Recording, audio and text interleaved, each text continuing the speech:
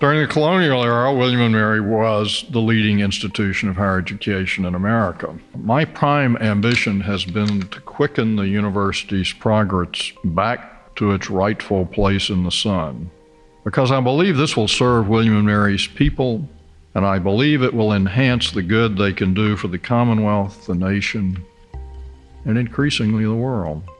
One of the biggest challenges for a leader of an institution that is steeped in history and tradition is how to use that history to propel the organization forward. And I think that's what Taylor has done with remarkable skill. Well, Taylor is a real visionary, and he has really challenged us, the Board of Visitors and the broader William & Mary community, to set bold and audacious goals. And we've done that, and we've executed the William & Mary Promise, the For the Bold campaign to raise $1 billion, the beautification of our campus, the new general education curriculum. I mean, these are bold and audacious goals, and really his leadership has made it possible to not only set these goals, but also achieve them. I believe William & Mary prepares its students for rigorous thinking, creative problem solving, and the capacity to keep expanding intellectual and cultural horizons. Taylor did not go to William & Mary. He went to a younger school in New Jersey, but it also is very focused on the liberal arts, and I think that has shaped how Taylor thinks about education. And so he understands that we do not want an instrumentalist view of education, that we want our students to be employed and employable, and they indeed are, but you achieve that by giving them this broad, rich, in-depth education in what we call the liberal arts. President Reveley really wanted to improve the opportunities for students once they left the university. And so he was very interested in career opportunities. So the Cohen Career Center, which was created under his watch, has been a tremendous thing for the college. Here at the law school, a similar thing has taken place. We've had a tremendous emphasis on experiential learning, where students hands-on have the chance to work in legal settings, both within the school and outside the school. And Taylor has been a champion of these kinds of activities. And so we have dramatically increased the number of legal clinics, particularly our Veterans Benefits Clinic. And this has been a vision of Taylor's, and I think it's been a very important one. And our students are going to benefit for a long time to come because of his leadership in this area. I think the CALL curriculum was a big leap forward in this sort of how do we educate kids now for tomorrow. The CALL curriculum is an innovative approach to general education, and it built on some of the things that we were already doing very effectively, freshman seminars, for example, but it also builds from that. We now have a set of courses that are integrated on the level of the course, so it may be focused on an area in the humanities, but it will also bring in something from the social sciences or the natural sciences. It requires that all of our students have an international or cross-cultural experience. Your senior year, you have a version of a capstone course. That means that you are taking what you've learned over the last 4 years and applying it in a particular way. And it really is a brilliant manifestation of a 21st century approach to the liberal arts.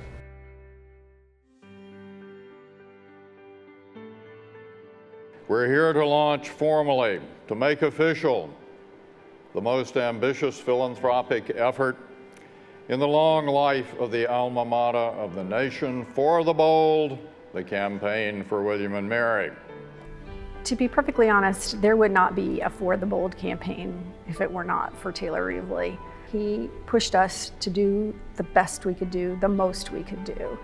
And so in each and every aspect of the campaign, as we worked on goals, as we worked on pillars, all of those things had Taylor right behind them, saying, is this the best we can do? Is this the most we can do?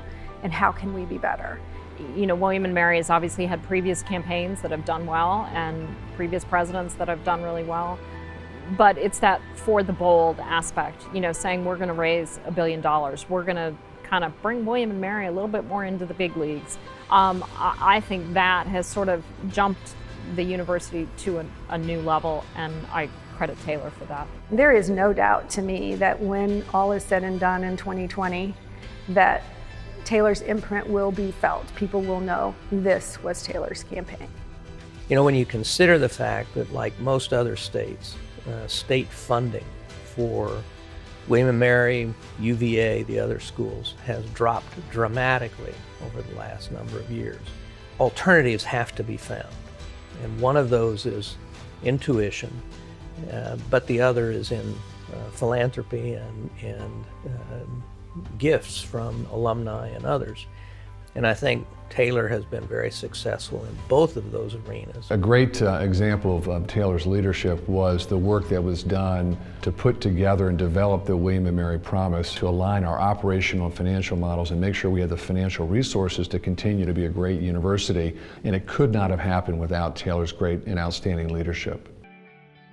The William and Mary narrative is always evolving, and its arc must bend toward a fuller truth. I think that President Reveley has taken tremendous strides to make sure that we are not just this small, ancient Confederate college, but that we really mean what we say when we say one tribe, one family. You know, climate refers to a variety of things. As president, he did a number of things. He set up a task force on race and race relations. He set up a task force on sexual assault, sexual harassment, one on disability and inclusion. And in each case, it wasn't simply a report that had a number of recommendations, but he made sure that we acted upon them. Colleges and universities are microcosms of society. And so things have changed in society, and so we have had to respond to the things that are happening outside of our walls. And I think when Taylor came into his position, things were not where they are now. And so we had to enhance our efforts and be proactive as much as we could to make sure that we were responding to the needs of faculty, staff, and students. And so each year we've increased and enhanced the work that we've been doing, and we try to respond to the needs of our community. I think when we look back on Taylor's time, his 10 years, these have been very difficult times for college presidents. It's been really tough because there are student demands, there are faculty demands, and there are outside demands. And there's always a balance that you have to strike with that. I think through his initiatives with regards to establishing the task force on race and race relations, the working groups for LGBT issues and veterans, I think we set ourselves up to be proactive to try to provide guidance and direction for our community. Taylor will be regarded as one of the great university presidents of this time. I often think that one of Taylor's greatest gifts, he understands institutions. He understands how to move an institution forward, and he has been so effective at doing that here. And there's so many new programs and so many new activities at the university that have come in part because of his leadership that we will enjoy and benefit from for decades to come. I am now a member of the tribe, and I will be a member of the tribe until my last breath. So, thank you, William and Mary. Thank you.